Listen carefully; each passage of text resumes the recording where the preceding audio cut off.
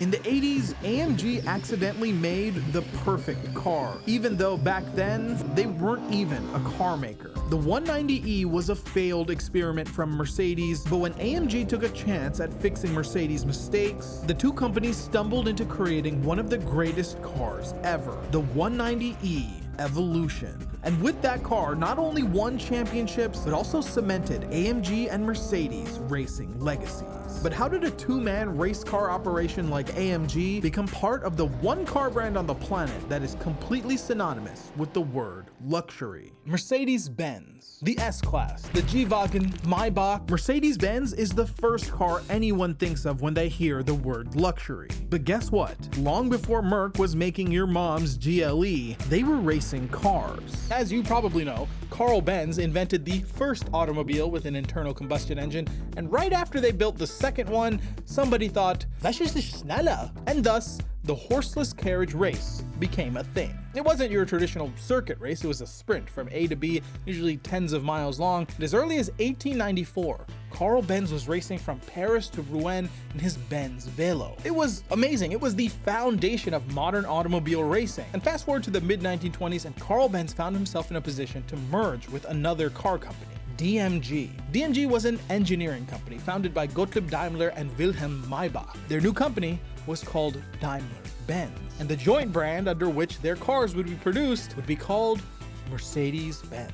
Mercedes was the daughter of one of the DMG directors. It's a lot of names, I know, but the point is that Mercedes-Benz literally raced cars before Mercedes-Benz was a freaking company. They weren't exactly losing those races. In the 1920s, Merc dominated Grand Prix all over Europe. In the 30s, they introduced the world to the amazing, beautiful Silver Arrow race cars, and in the 40s, well, something else was going on in the 40s. But then in the 50s, they joined Formula One with Juan Manuel Fangio in the driver's seat and kicked butt. Then there was the beautiful 300 SLR that took the grid at Le Mans, but of course, that all changed in 1955 when that same SLR was involved in a crash that killed more than 80 people at Le Mans, which we did a video on that you can check out later. But the reason that's important is because that crash marked the day that Mercedes-Benz stepped away from racing, not just for a season, but for decades.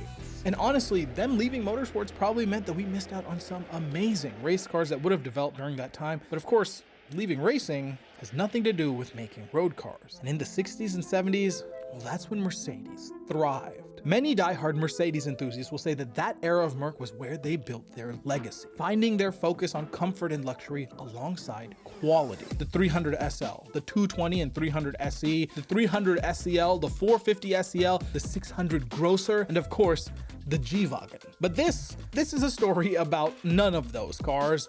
This is a story about the 190e.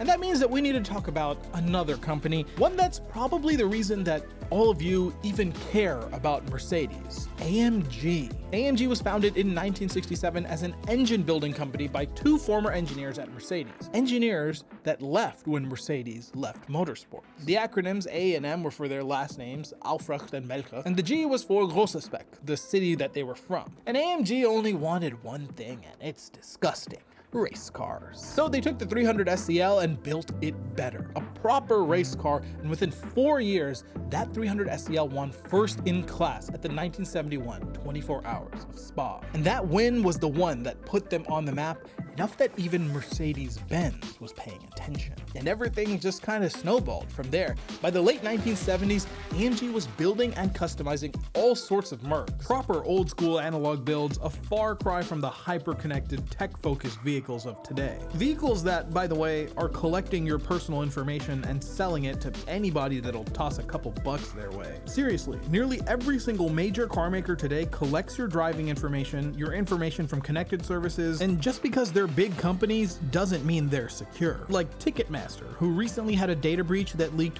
560 million users' personal information. If you want to protect yourself and your data, you need our sponsor, Aura. Aura will alert you if your data has been part of a data breach or leaked on the dark web. Plus, you'll get fast alerts if some bad actor tries to get access to your credit or bank accounts. And if spam calls and emails are your problem, then Aura will take care of it by removing your information from data broker websites that'll sell your privacy for pennies. Aura is the one-stop one-stop shop to keep yourself safe online, and even has features like transaction monitoring, a VPN, antivirus, a password manager, parental controls, and identity theft insurance, all in one app that you can get at the link in our description. So don't leave yourself or your loved ones vulnerable to data breaches, and go to aura.com/Albon to get your first 2 weeks for free, or hit the link in the description. Now, back in Mercedes land, AMG found themselves growing to the point that Mercedes themselves began supplying some of their workers to work with AMG directly. In the late 80s, AMG shook up the world again when they built a completely new Mercedes cylinder head with 4 valves per cylinder, and then immediately after that, they stuffed a V8 into what was originally a modest E-Class. It was called the AMG Hammer, still the coolest name for a car ever, but not the coolest car ever from Mercedes because, well, that was next. Also not the coolest t-shirt ever, because it was a car and not a t-shirt. Thankfully, we sell the coolest t-shirt ever, the Plus B and Chill tee. You can grab one at the link in the description, and it is the best way to support Albon. Now, you see, earlier in the 1980s, Mercedes had developed the W201, a smaller chassis that would sit at the bottom of their lineup. Their plan from the very beginning was to slowly get back into motorsports, and the W201 was built to compete in rally. Because in the 1980s, rally was the absolute hotness, and the W201 was the chassis that became our protagonist, but on the streets, it was called the 190E. And as for its legacy in rally, well, that didn't really happen. And it wasn't exactly a secret why. Audi had just showed the world that all-wheel drive platforms like Quattro were the recipe to dominate in the dirt. So when Merc showed up with the rear-wheel drive 190, well, let's just say they scrapped the rally program before it even started. But in 1984, a new racing series was born in Germany, Deutschen Produktionswagen Meisterschaft, or DPM. It was a circuit racing series for production car-based race cars, and you don't need an all-wheel drive dirt monster for the tarmac. So the 190E was perfect for the job. And to test this new plan to get into circuit racing, Mercedes hosted the Nürburgring Race of Champions. It was a truly amazing concept. They hosted 20 of the world's best drivers, and instead of putting them in F1 cars or supercars, they put them in 190Es. Now, when I say the world's best drivers, I mean it. Ayrton Senna, Alain Prost, Sterling Moss, Klaus Ludwig, Jack Hunt, Jack Brabham, Keke Rosberg, John Surtees. Truly a remarkable list of names.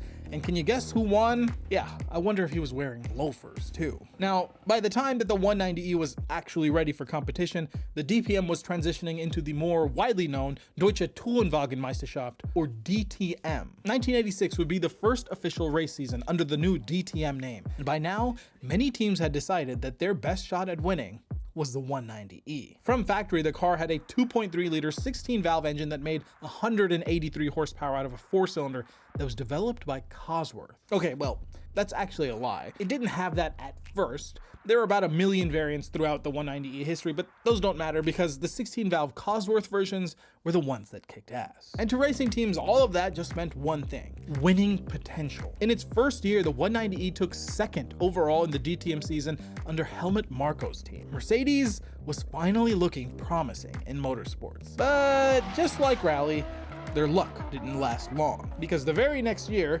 DTM opened its doors to turbo engines. And you know who didn't have a good turbo engine? Mercedes. Seemingly overnight, the grid was filled with cars like the Ford Sierra making 500 horsepower, nearly double the 190. And if that wasn't enough to lose hope, BMW decided to flip the touring car script with the E30 M3. Instead of developing a road car and then souping it up for the circuit, they had developed a race car first and then dumbed it down to the road car. Suddenly, Mercedes was back to looking at the taillights of the rest of the grid. So they said, F it.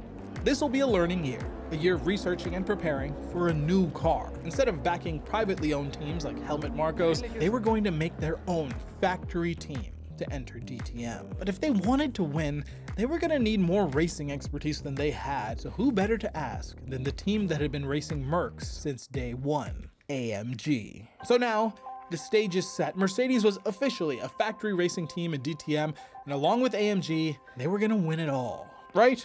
Wrong.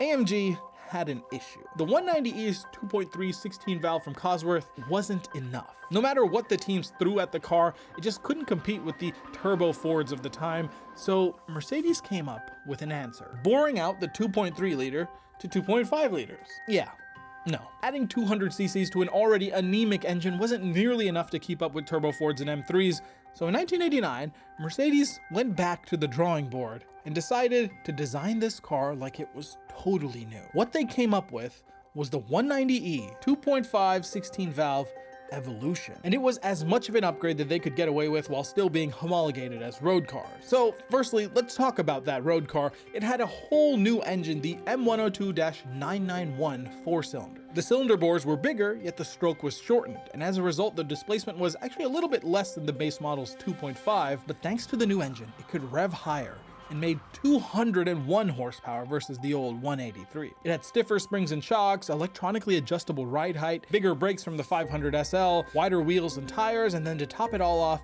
it was mated to a 5-speed Getrag dogleg gearbox. And if for some reason none of that was cool enough to convince you of how sick this car was, then maybe the exterior will. The aero kit from the front spoiler to the rear adjustable wing gave this car a timeless German super sedan design, and you could get it in any color you wanted, as long as it was black. But hypothetically, let's say that none of this tickles your fancy. Well then, maybe the optional AMG Power Pack will. This was an optional package that bumped output to 225 horsepower thanks to more aggressive camshafts, larger throttle body, and an AMG exhaust. And since this was a homologation car, just about 500 were made for the streets, with less than 100 of those Evo 1s having the Power Pack. But that was just the road car. What about the race version? Well, in race trim, everything was turned up to 11. They made nearly 340 horsepower on the circuit, and this was the best chance that Mercedes ever had to beat those pesky Beamer boys. And their best finish the entire season?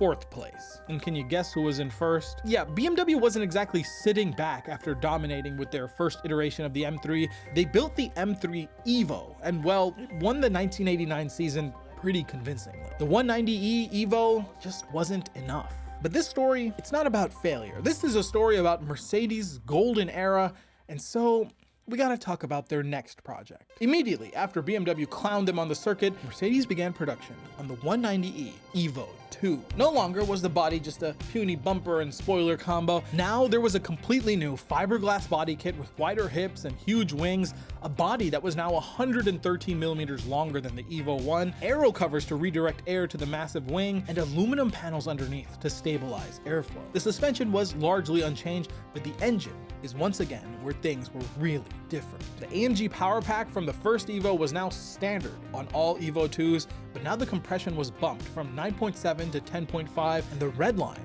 was 7,700 RPM. And this time, you really could get the car in any color you wanted. No, I'm just playing, it was still black. But that didn't matter much, because with only 502 made, chances are you couldn't get your hands on one anyways. But Mercedes' goal wasn't to put this car in your hands, it was to meet homologation requirements so they could send the 190 back to the grid to redeem itself. And that version that hit the grid, it was a monster. It made upwards of 360 horsepower, revving to 10,000 RPM. But you see, building this amazing 10,000 RPM monster took a bit of time. As in, by the time the car was actually ready to race, it was already week 7 of the race calendar. But hey, that's plenty of time to win races, except they only won one. And to make matters worse, turbo cars weren't even allowed this season, so it's not like they were going after 500 horsepower behemoths anymore. First place was Audi in a V8 Quattro. Yeah, talk about trauma. But Mercedes as a brand did win the Manufacturers' Championship thanks to there being so many 190s on the grid. So hey, that's something.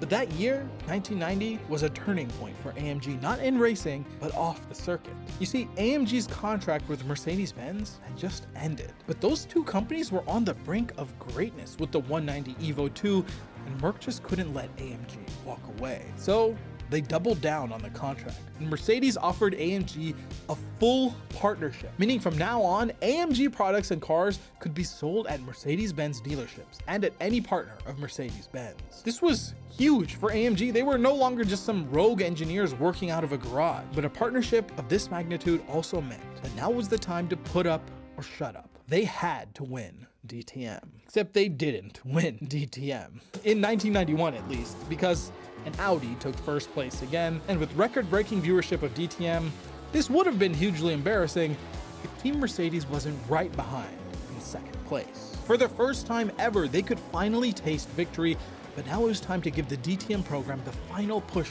they knew they had in them. So in 1992, they had 3 official teams to represent them: AMG, Maschon, and Zaxbyt. 8 cars in total. In the first race of the season, Zaxbyt took first and AMG took second. This year's 190E was fast as all hell, and they were finally seeing the fruits of all that focus. The next few races would see similar results, with Zaxbyt and AMG always at the front of the pack, with BMW and Audi struggling to get the occasional podium. It was going so well for Merc that halfway through the season, Audi found themselves slipping too far behind Mercedes and BMW, so they backed out, ending their season early just to save a couple bucks. And just like that, one half of Mercedes' nightmare was over. But that was just one half. BMW still had an M3 Evo to torment them, and the entire season was an absolute nail-biter, with every race being an epic battle between the 2 German marques. In the final standings for the season, Klaus Ludwig's AMG Evo 2 in first place, Kurt Thiem's AMG Evo 2 in second place, Bernd Schneider's AMG Evo 2 in third place, and fourth place was Johnny Cecotto driving a BMW M3 Evo. Mercedes had finally become DTM champions, and they did it by winning the entire podium. The Evo 2's success was a proper testament not just to AMG and Mercedes engineering, but to their dedication to motorsports. Plus, the following year would be the first time that an AMG car would be sold to the masses under the Mercedes-Benz brand, the C36 AMG. But just as Mercedes and AMG were getting the worldwide recognition that they deserved, German motorsports was going in the opposite direction. DTM had just announced they would be changing their regulations entirely. Out went the Group C class that the world loved, and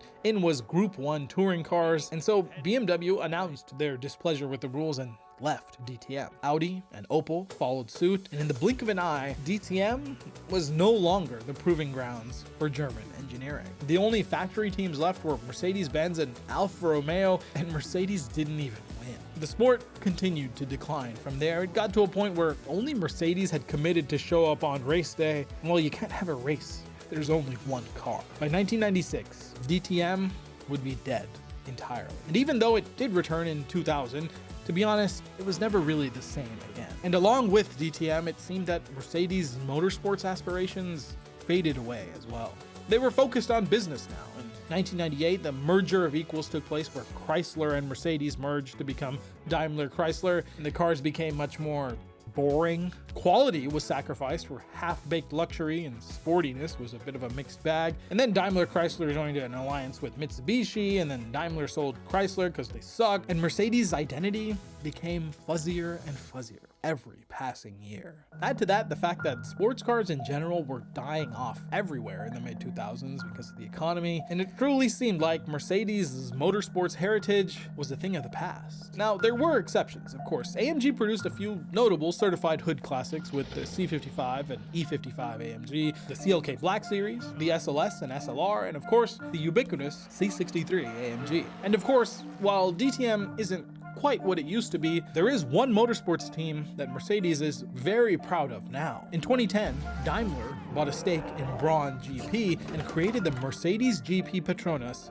Formula 1 team. And a few years later, they became the team that you know now, Mercedes AMG Petronas. And well, I don't have to tell you about Mercedes and Lewis Hamilton's 6 championships. And today, Mercedes and AMG still make some decently cool cars depending on what you're into. Although I would prefer if there were less AMG badges on mom crossovers and 4-cylinder hybrids. Really, Mercedes? But even with there now being more super Mercedes than ever, if you asked me about Mercedes racing, there's only one car that comes to my mind. And it's a ridiculous wide-body sedan with a giant wing. The 190E may have not been the best car that Mercedes ever made, but it was the distilled representation of Mercedes' heritage on the circuit. A brand that has always pushed boundaries, that raced car before people even knew what motor racing was, a brand that kept building after every loss, making sure that people shared in that growth. And when they won it all, let us have a taste of what it was like to hold the trophy on that podium. Unless you live in America, because we never got any of the 190 Evos. Thanks for watching. Go buy a shirt to support the channel. Subscribe on YouTube and join us on Discord to hear me rant about why I don't like Nissans. I'll see you in the next one.